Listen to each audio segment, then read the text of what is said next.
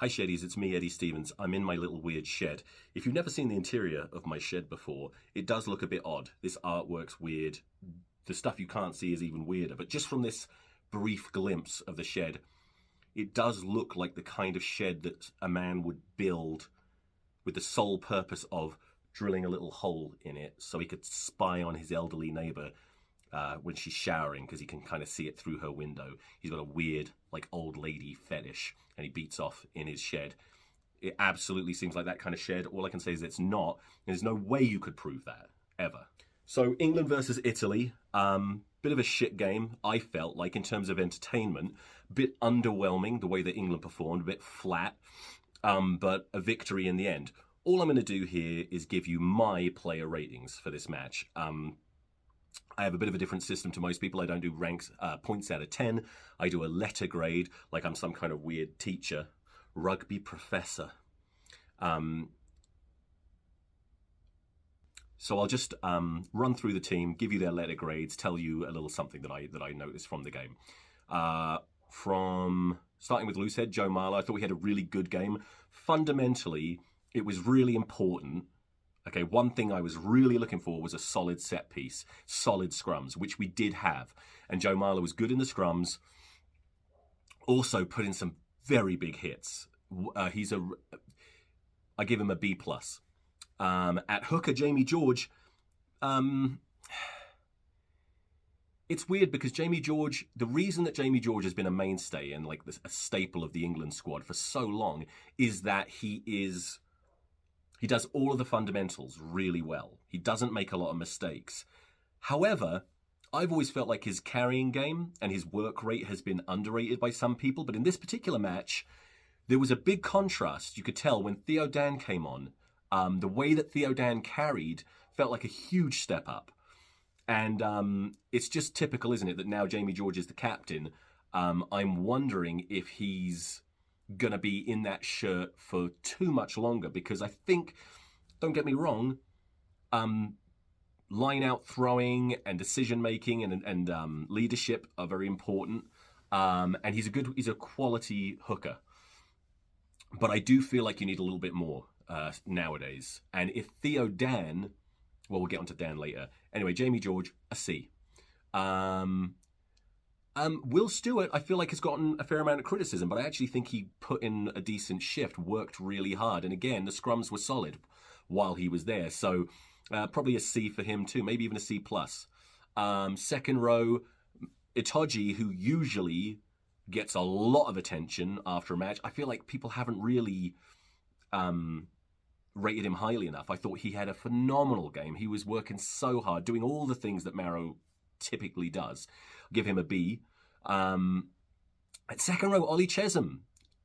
I was kind of disappointed. I didn't really notice him ever do anything. Didn't do anything terribly badly either. But in a match where I felt like maybe the pack as a whole weren't as aggressive as they should have been, I feel like he was one of the low points. I'd probably give him a C-. Back row, Ethan Roots. I didn't know a lot about Roots before this. I'd seen him play for Exeter a few times, hadn't really caught my eye, but obviously put in a good shift, got man of the match. He was good. Give him a B-. Open side, Underhill, another guy that kind of disappointed me a bit. He didn't stand out as playing badly. He didn't make a lot of mistakes, but, you know, he didn't put in the aggressive... I don't remember. Usually there's when Underhill plays for England, you can have a highlight reel of big hits he puts in, and I didn't really see much from him. Probably a C-. At number 8, Ben Earl, also not as many highlights, but did look like a fiery ball of muscle every time he got the ball, and when he took it into contact, he didn't lose collisions, worked really hard. I think he was probably... It wasn't a bad performance. I'd give him a C+. Scrum half Alex Mitchell, I think if he'd got better ball from the forwards, I think he would have been an absolute nightmare for this team, because he was very dangerous. Give him a B-. Fly half, George Ford, probably my biggest disappointment in this match. I thought his tactical kicking wasn't great, and all of the things you expected from him as the experienced player in that back line he wasn't really able to stand out in any way. I thought he was, I had wanted Finn Smith to start anyway, and George Ford didn't do anything to dissuade me from that opinion. Now, the midfield is the biggest talking point for me. I have said repeatedly, and I'm not the only person to have done this, that while Fraser Dingwall is a great player for Saints, and I'm not writing him off for England, he could come good, my fear has always been that he's not quite big or physical enough. You know what I'm saying? Now listen, when it comes to centres, I'm not a size queen. There's a lot of people out there that want big, thick, veiny, girthy centres that just smash. I've always had the opinion if it's not the size, it's what you do with it. And there are smaller centres. Someone like Nick Tompkins is someone I feel like he's not that big, but you could put him in an international match and he is going to fuck teams up, okay? Because he punches above his weight. Fraser Dingwall, and by the way, if you listen to my podcast, I love the little ones that like a good little one. I love. I'm constantly raving about little Harry Thacker, who is short and stout.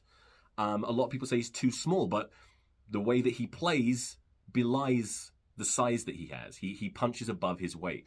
Fraser Dingwall, I feel like he looks very slight, and there was some arguing online about the stats, like how tall or heavy he is.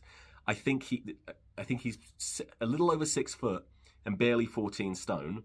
Now that isn't the be all and end all. You can be that size and be a world-class inside centre, but you have to have exceptional power. You have to be way bigger, if this makes sense. You have to be bigger than your stats suggest. And there are some players that do that. Sorry, they're trying to find me. But Fraser Dingwall is not that player. He looked like the smallest player on the pitch when I was watching. Every time I saw him, he looked extremely slightly built. He stood out as kind of skinny. And he wasn't dreadful, but we had no oomph in the midfield.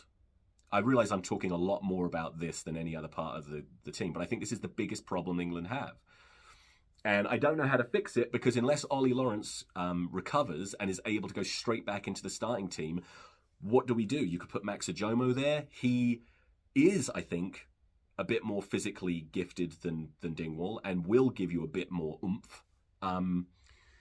But he's very untested. You could even move Slade into 12, although I don't think that's going to be a very popular decision.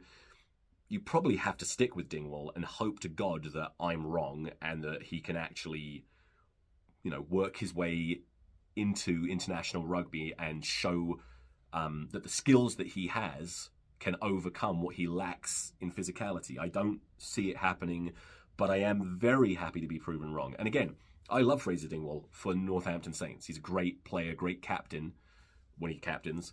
A very clever, useful player. I just don't see him quite having it at international level. And like I said, nothing swayed me from that opinion watching him against Italy, where we were lacking.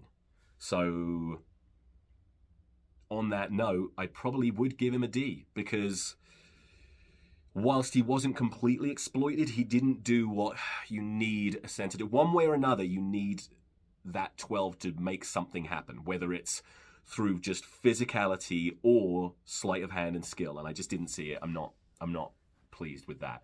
Henry Slade, same old with Henry Slade. I thought he didn't play badly at all.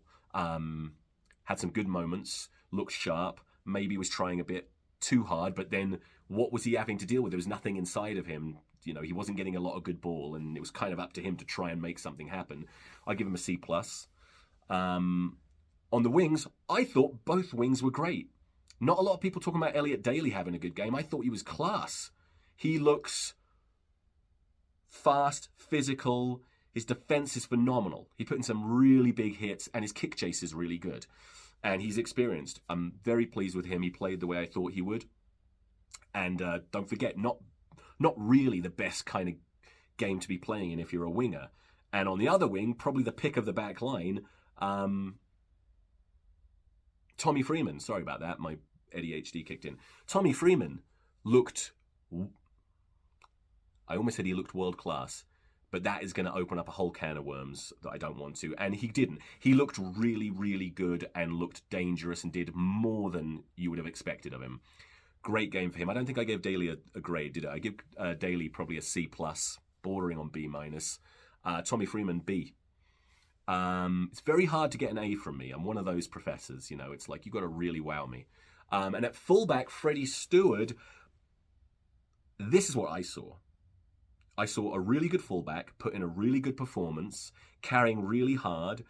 There was one moment in the match where his pace was really exploited, where he was turning and trying to cover back, and I actually thought it was Ollie Chesham at first, and then I realised it was Freddie Stewart.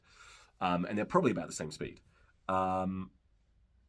Some people are of the opinion that his lack of pace, and especially in defence, is a big enough problem that he shouldn't even be playing there. I still see Freddie Stewart as an amazing fullback and still England's first choice fullback, but I do have to point out that pace or lack thereof was exploited at least once. I saw it one time especially, glaringly so. So I'd probably give him a C-. As far as the bench goes, Ben Owabano came on. I didn't even notice. I think I was tuned out at that point. No grade for him. Not an F, just an NG. At hooker, Theo Dan came on, and as I said earlier,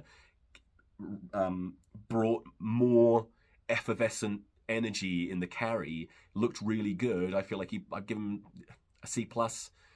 Tight head Dan Cole came on. It was Dan Cole. C- maybe. C. Give him a C. Second row. Who came on at second row? Oh, Coles, didn't even notice him, no grade. I don't know how much time he was on, but I just noticed nothing. In the back row, Cunningham South came on and looked better than I expected him to. I wasn't convinced that he was ready yet. I felt like it's a case of when, not if, but I didn't think that now was the when. Did that make any sense? Jesus Christ. Anyway, he came on and raised the game. Was a step up from Sam Underhill being there, just with his ball carrying. So I gave him a B. I thought he was really good. I'm sure you did too. Danny Kerr came on and sort of flattered to deceive. I was a bit underwhelmed with him. Didn't think he had a great game. Probably give him a C-. Finn Smith didn't really have much time. No, I give him a C. He didn't do anything horribly wrong. Didn't do anything terribly great. And then Feo Waboso, very interesting debut. He didn't have much time. Came on. The first thing that happened is he got handed off. But he was able to pull the attacker back in and tackle him. And I think he took him into touch. So it was a successful tackle under difficult circumstances, but he did sort of get exploited for a brief second. So it's hard to know what to take out of that. I'm just going to give him a C because I think he has potential, as I keep saying, to be a really, really great player. And I think he will get there, but not in this particular match. So that's that. That's my fucking player ratings. And please like and subscribe and all that bollocks. I gotta go.